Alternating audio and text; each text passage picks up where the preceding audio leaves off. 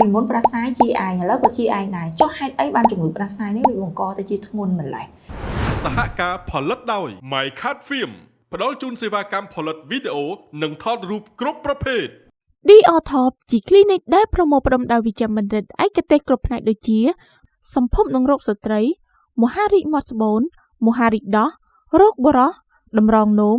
វះកាត់ចោះវះកាត់ទូទៅចាក់វ៉ាក់សាំងតាមស្តង់ដារជាតិនិងអន្តរជាតិជាមួយនឹងវិជ្ជាបណ្ឌិតដែលមានបទពិសោធន៍ជាច្រើនឆ្នាំនិងបញ្ចប់ការសិក្សាមកពីបរទេសទីតាំងចូលតាមជ្រុងមណ្ឌលសុខភាពស្ទឹងមានជ័យចម្ងាយ20ម៉ែត្រជាប់របងសាលាបឋមសិក្សាស្ទឹងមានជ័យទំនាក់ទំនងតាមរយៈលេខទូរស័ព្ទ085 568 926និង 016 568 926សូមជម្រាបសួរនេះខ្ញុំវិជ្ជបណ្ឌិតលំចាន់មេរតជាវិជ្ជបណ្ឌិតឯកទេសផ្នែកសម្ភពនិងរោគស្ត្រីជាអគ្គនាយិកានៃមន្ទីរសម្រាប់ព្យាបាល DOTOP ដែលមានទីតាំងចូលតាមច្រកមណ្ឌលសុខភាពស្ទឹងមានជ័យជាប់របងសាលាបឋមសិក្សាស្ទឹងមានជ័យដែលជាអតីត clinic ឯកទេសហើយយើងមានសេវាកម្មខាងផ្នែកសម្ភពផ្នែកវិបត្តិអត់កូនឬកូនច្រើនដង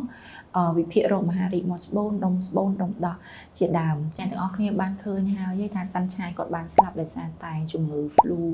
related syndrome flu ហ្នឹងគឺជាជំងឺផ្ដាសាយដែលវាកើតឡើងជាទូទៅហើយវា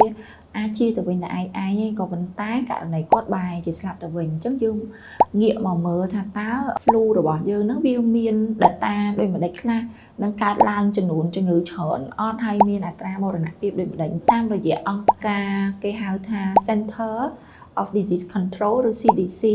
.gov គាត់បានធ្វើការសិក្សាមួយនៅចន្លោះពីថ្ងៃទី1អុកធុម្ភឺ2023រហូតដល់ថ្ងៃទី30អេប្រិល2024គាត់បានរកឃើញថាមានប្រជាជនសហរដ្ឋអាមេរិកទាំងអស់ចំនួន40លាននាក់បានកើតជំងឺគ្រុនផ្ដាសាយឬហៅថា flu ហើយ flu នោះគឺភាសាសាមញ្ញតែវាបង្កឡើងដោយសារ virus ម្យ៉ាងឈ្មោះថា influenza នៅក្នុងចំនួនអ្នកដែលកើតនៅចំនួន40លាននាក់ក្នុងនោះយើងឃើញមានចំនួន47,000នាក់ត្រូវបានដាក់ឲ្យគេងសម្រាកនៅក្នុងពេទ្យ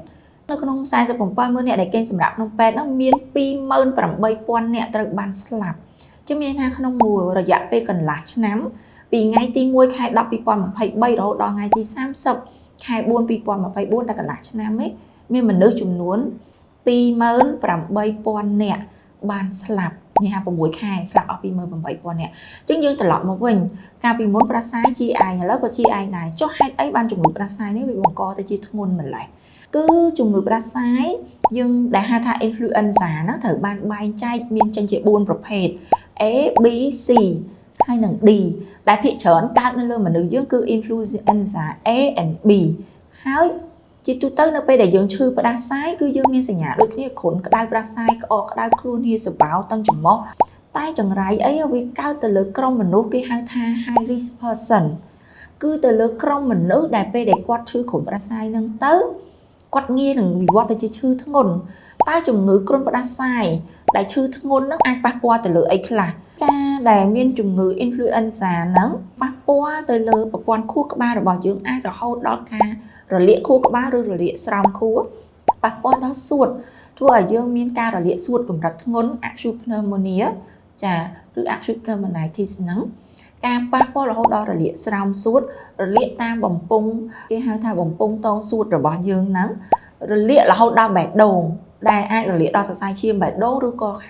คล้ายទៅជា myocarditis គ្រុនផ្ដាសាយហ្នឹងមិនមែនថាអត់ប៉ះពាល់ដល់សរីរាង្គផ្សេងគឺប៉ះនៅពេលដែល virus ហ្នឹងវាចូលទៅក្នុងឈាមវាសាយភាយទៅកាន់សរីរាង្គផ្សេងប៉ះពាល់ទៅដល់ពោះវៀនរបស់យើងពេលខ្លះអ្នកខាត់គ្រុនក្តៅផ្ដាសាយតែមានចេញសញ្ញាទៅជារាគតែហ្នឹងវាលក្ខខណ្ឌកម្រណាមានសរីរាង្គជាច្រើនដែលត្រូវបានប៉ះពាល់ក្រោយពីការឈឺផ្ដាសាយតែគេហៅថាគ្រុនផ្ដាសាយធំធ្ងន់កម្រិតធ្ងន់គេ complication រហូតដល់ថ្នាក់សម្រាប់ពេទ្យក្រុមមនុស្សណាដែលឈឺផ្ដាសាយហើយคล้ายទៅជាធ្ងន់ក្រុមកូនក្មេងដែលមានអាយុក្រោម5ឆ្នាំជាពិសេសកូនក្មេងចន្លោះពីអាយុ0ខែរហូតដល់2ឆ្នាំក្រុមស្ត្រីពោះធំអ្នកដែលមានទម្ងន់ក្រុមមនុស្សចាស់ដែលមានអាយុលើសពី65ឆ្នាំក្រុមអ្នកកើតជំងឺរ៉ាំរ៉ៃដូចជាទឹកនោមផ្អែមអ្នកកើតមានទឹកនោមប្រៃក្រុមអ្នកដែលមានបញ្ហាទៅលើ immunodepressor ឬមួយក៏អ្នកដែលមានជំងឺ HIV ប្រចាំកាយឬមួយក៏គាត់មានបញ្ហា ទៅលើសុខភាពខ្លួនប្រាណគាត់ប្រព័ន្ធភាពស៊ាំគាត់ខ្សោយយើងត្រឡប់មកវិញហើយអ្នកខ្លះឈឺគ្រុនផ្ដាសាយជាអ្នកខ្លះឈឺហើយវិវត្តទៅជាធ្ងន់គឺគាត់ស្ថិតនៅក្នុងក្រុម high risk ក្នុងឯងអ្នកណាដែលងាយឆ្លងផ្ដាសាយទៀតគឺពេទ្យហ្នឹងហ្មង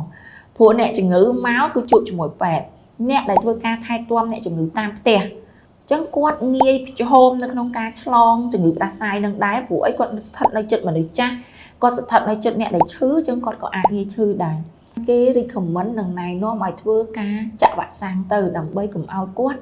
ងាយប្រឈមនៅក្នុងការផ្ដាសាយដោយសារការចាក់វ៉ាក់សាំងទោះយ៉ាងណានៅពេលដែលគាត់ឈឺផ្ដាសាយការវិវត្តទៅជាធ្ងន់របស់គាត់មានកម្រិតទាបវាអត់ទៅជាកម្រិតធ្ងន់មិនថាយើងចាក់វ៉ាក់សាំងការពារផ្ដាសាយហើយយើងអត់ឈឺផ្ដាសាយហ្មងយើងឈឺគាត់ន័យថាការឈឺរបស់យើងមានអន្តរការពារខ្លួនយើងអត់คล้ายទៅជាអ្នកដែលមានកម្រិតធ្ងន់ទេដូចនៅក្នុងការណែនាំរបស់ក្រសួងសុខាភិបាលរបស់យើងដែលតែងតែប្រកាសប្រាប់ជារៀងរាល់ថ្ងៃថាតិចខ្លាញ់តិចអំបិលតិចស្ករហាត់ប្រាណឲ្យបានទៀងទាត់30នាទីរាល់ថ្ងៃដើម្បីអីឲ្យយើងមានសុខភាពរឹងមាំឲ្យយើងមានប្រព័ន្ធភាពស៊ាំរឹងមាំនៅពេលដែលយើងមានប្រព័ន្ធភាពស៊ាំរឹងមាំយើងឆ្លងជំងឺអស់នឹងហើយ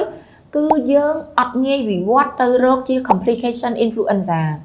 យើងអត់វិវត្តរហូតដល់លាកដងសួតរហូតដល់លាកខួរក្បាលរហូតដល់អីនឹងឯងចាជាសរុបសេចក្តីមកវិញលើកទឹកចិត្តឲ្យបងប្អូនទាំងអស់គ្នាថែទាំខ្លួនឯងឲ្យហៅថា healthy lifestyle ធ្វើមិនឲ្យមានសុខភាពល្អកុំឲ្យខ្លួនឯងមានប្រព័ន្ធភាពស៊ាំចុះខ្សោយបើសិនជាយើងស្ថិតនៅក្នុងក្រុមនៃអ្នកដែលមានhigh risk មានថាក្រុមប្រឈមជាមួយនឹងការកើតផ្ដាសាយខ្លាំងយើងគួរតែទៅធ្វើការចាក់វ៉ាក់សាំងដើម្បីការពារទុកជាមុនសម្រាប់អ្នកកើតផ្ដាសាយខ្លួនឯងវិញបើសិនជាដឹងថាខ្លួនឯងមានផ្ដាសាយហើយការពារធ្វើមិនកុំឲ្យចម្លងទៅអ្នកដទៃគួរតែពាក់ម៉ាស់ខ្លួនឯងបើដឹងថាខ្លួនឯងផ្ដាសាយធំមានប្រឈមខ្លាំងពេលខ្លះអាចនឹងនៅផ្ទះឬនៅឆ្ងាយពីគេអញ្ចឹងពេលកណ្ដាស់គួរតែធ្វើបែបនេះបើសិនជាពេលហ្នឹងយើងអត់មានម៉ាស់យើងខ្ទប់កុំឲ្យទឹកសបោឬទឹកមាត់ឬអីទឹកអីទូចៗរបស់យើងនោះវាឆ្លងទៅកាន់អ្នកដទៃហើយយើងត្រូវតែអាសាលាងដៃឲ្យបានញឹកញាប់ហើយនៅពេលដែលយើងកណ្ដាស់យើងអីហាមិនឲ្យយកដៃឬមកក៏អីអស់ហ្នឹងយកមកប៉ះច្រមុះយកមកប៉ះភ្នែកយកមកប៉ះមាត់ដែរពួកពេលហ្នឹងវាអាចឆ្លងទៅបន្ថែមទៀតចាអញ្ចឹងសង្ឃឹមថាវីដេអូមួយនេះនឹងជាសារដ៏ល្អទៅកាន់បងប្អូនរបស់យើងដើម្បីថែទាំសុខភាពខ្លួនឯងឲ្យបានល្អទាំងអស់គ្នាចាសូមអរគុណសហការផលិតដោយ My Cat Film ផ្ដល់ជូនសេវាកម្មផលិតវីដេអូនិងថតរូបគ្រប់ប្រភេទ DOTOP ជា clinic ដែលប្រមូលផ្ដុំដោយវិជ្ជបណ្ឌិតឯកទេសគ្រប់ផ្នែកដូចជាសម្ភពនិងរោគស្ត្រីមហារីកមាត់ស្បូនមហារីកដោះរោគបុរសតម្រងនោមវះកាត់ចោះវះកាត់ទូទៅចាក់វ៉ាក់សាំងតាមស្តង់ដារជាតិនិងអន្តរជាតិជាមួយនឹងវិជ្ជបណ្ឌិតដែលមានបទពិសោធន៍ជាច្រើនឆ្នាំនិងបញ្ចប់ការសិក្សាមកពីបរទេសទីតាំងចូលតាមជ្រុងមណ្ឌលសុខភាពស្ទឹងមានជ័យចម្ងាយ20ម៉ែត្រជាប់របងសាលាបឋមសិក្សាស្ទឹងមានជ័យទំនាក់ទំនងតាមរយៈលេខទូរស័ព្ទ085 568 926និង016 568 926